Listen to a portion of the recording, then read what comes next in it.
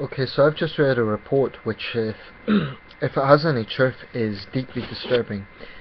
I'm going to read out the reports, at least the first few paragraphs. It's too long to read in full. But as with all of these sort of videos, I'm going to put at this a link to the source. It's very disturbing if this is true. At least 2,000 Uyghurs killed in Yarkand violence, according to the exiled leader Rabia Kadir. Okay, this is the first few paragraphs, and this, by the way, dates it's from August, I should say, so that's 2 months ago. But anyway, I'll read the article then and let you know my thoughts. An exiled Uyghur leader has claimed that at least 2,000 ethnic minority Uyghurs may have been killed by Chinese security forces following the riots last week in the Restov County in China's western Xinjiang region, far more than reported by the state media. Citing evidence from the ground, Rabia Kadir, president of the Germany-based World Uyghur Congress, accused the Chinese authorities of a cover-up of what she called a massacre of Uyghurs in Yarkand, which in Chinese is Shachia County in Xinjiang's Kashgar prefecture, on July the 28th.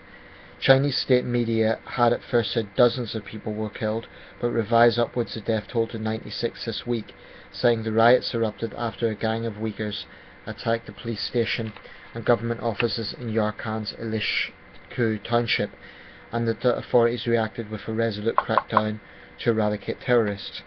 But Kadir told RFA's Uyghur service that information the WUC, that's the World Uyghur Congress, received from the area was absolutely different than the accounts provided by the Chinese official narrative.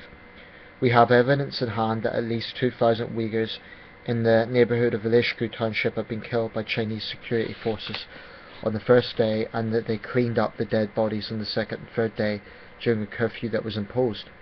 We have recorded voice messages from the people in the neighbourhood and written testimonies on exactly what had taken place in Ilishku township of Yarkand County during this massacre, she said, adding that the victims were mainly from villages number 14, 15 and 16 in the township. We can share these facts without releasing the source of the information, as the security and safety is at risk, said Kadir, who has been in exile in Washington since being released from a Chinese prison in 2005. And it goes on like that. I'll put a link to that so you can check out yourself. It's from Radio Free Asia. If this death toll that she is quoting is accurate, that is a very, very large scale massacre that easily rivals Tiananmen Square, possibly exceeds it in fact. It reminds me, actually, it's a similar death toll to the ethnic unrest in Kyrgyzstan 4 years ago. Similar sort of death toll, and again in that situation there were reports of bodies being buried before they could be counted and so on. There's some things I take from this, and some points I would like to make.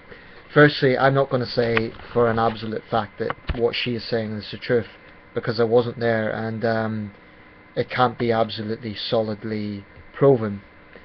But some things are certain. Xinjiang is a region that has had ethnic unrest for quite a long time now, going back a long way, but one of the most famous recent incidents was the 2009 ethnic clashes. About 180 people were killed there. That was clashes between the Han and Uyghur communities, and mixed reports about what started that. There's also been a series of clashes this year and in recent years. This has been a particularly bloody year in Xinjiang, and the terrorist attack earlier this year in Kunming was traced back to activists from Xinjiang, terrorists from Xinjiang. I want to make it clear, anyone who deliberately targets civilians in my view is a terrorist, so I'm not beating around the bush about that. However, I also believe that the Chinese government has been guilty time and time again of state terrorism, and this may be another example. Now, the very fact that they have changed what they have said, I'm talking about the Chinese Communist Party, when they've upped the figure to 96, that automatically puts questions on their official account. And they sort of portray it as self-defense, like the police had to respond to this gang attacking the police station. And that might be the case, but given the Communist Party's track record, it would not surprise me if they decided to just brutally punish an entire community, because the communist regime is a brutal organisation, and this is what it's been doing for 60 years. They're also professional liars. I mean, they lie about Tiananmen Square. They've tried to cover that up, even though the whole world knows it happened. So what would stop them covering this up? And it would be a lot easier.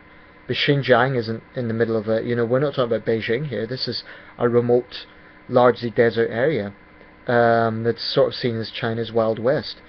So if a large-scale massacre did take place, and I'm emphasizing if, then it would be very easy for them to cover it up.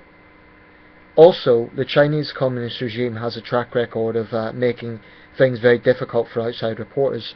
You know, they're always complaining about outside interference, but it's very, very difficult for journalists to do their job in China because they're not given access to areas where these sort of things are reported. So how can a Western journalist, or any journalist for that matter, accurately do their work when they are not given basic access to cover the event?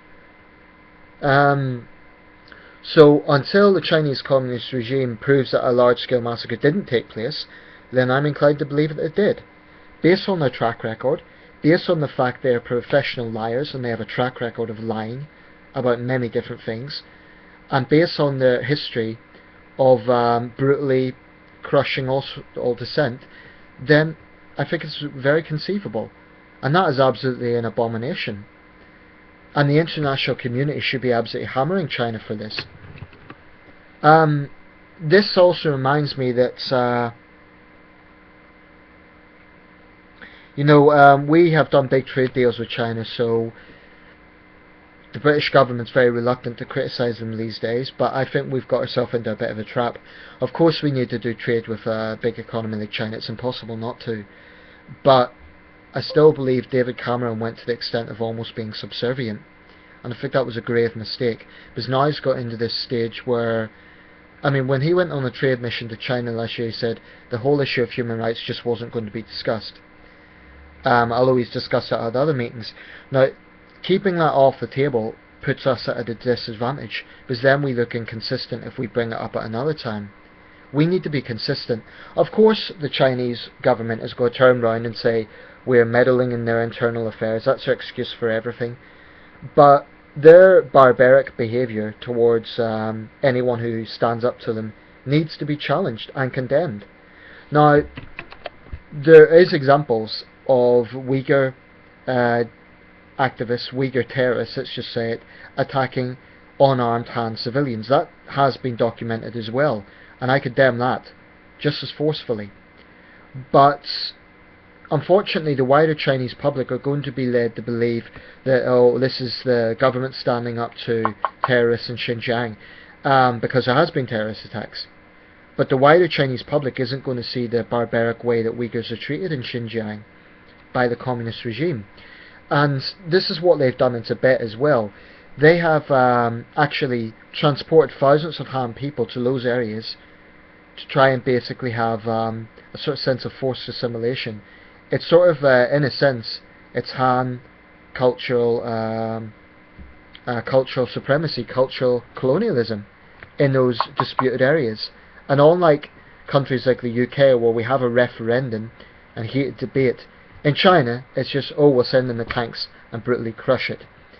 That's why I am so behind what is happening in Hong Kong, because those people know that this is the sort of regime they'll have to deal with if they ever have to become subservient to the Communist Party. Whatever happened in Xinjiang, and like I say, I don't know if there was a large-scale massacre, but I'm just inclined to believe that there was, based on the track record of the Communist regime. Again, it's up to the CCP to prove that there wasn't a massacre, and it's up to the international community to be really, really scrutinising this, whilst at the same time condemning Uyghur terrorism. You know, it's not inconsistent. You can do both. You can say, look, this is wrong, and by the way, for Chinese people watching, I have condemned terrorism against Chinese civilians. I always condemn that. But taking a position of condemning terrorism doesn't mean that you don't recognise there is also state terrorism. And as far as I'm concerned, the Chinese Communist Party is a state terrorist, because whenever there is dissent in China, their response is to brutally crush it. They're thugs and they're bullies, and that's the way they've been responding for 60 years. If this has happened, it is arguably the most serious crackdown since Tiananmen Square, but I haven't heard about this until now. And the reason for that is because the Chinese government makes it very difficult for outside journalists to get in to places like Xinjiang and Tibet, and it also censors information. So not only do you have the action in itself, but you have the cowardly, dishonest way in which they censor things, and it really pisses me off. Makes me very angry. If you're Chinese and you're looking at this, how can you condone this? Really? I'm not talking about terrorists attacking Chinese civilians. Fine, condemn that. But how do you condone, if these reports are accurate, for 1 second, just for 1 second, why don't you consider that the Communist Party is not telling the truth? And if you consider that, then I would like to see you condemn it, just for once. Because I keep these videos open, I keep the comment section open, and very often Chinese people come on and try to make excuses for the communist regime. Just for once, I would like to see them actually condemn this. Or at the very least, if they say, okay, well, we don't know a massacre took place, at the very least, condemn the lack of transparency. If the CCP is innocent, surely the burden falls on them to prove that they haven't committed a massacre. These are very grave allegations. Now, I don't know this woman. I don't know if she's sincere either. Okay, so I'm not saying I advocate her or her organisation. I want to make that very clear. But I am just going on their track record. And the track record of the Chinese Communist Party is to brutally crush dissent. That is indisputable. Indisputable. Because there's nothing that China fears more than instability. So human rights is definitely way down the list. Which means that if it means committing a massacre to, in their view, get stability, they will do it. Except the irony of this is it's actually counterproductive, because all it's going to do is breed more hatred of the Chinese government. So this is going to be a never-ending cycle. And conceivably, this area borders Central Asia. Conceivably, they could get support from jihadist groups in Central Asia, even the Middle East, and this could get into something very ugly.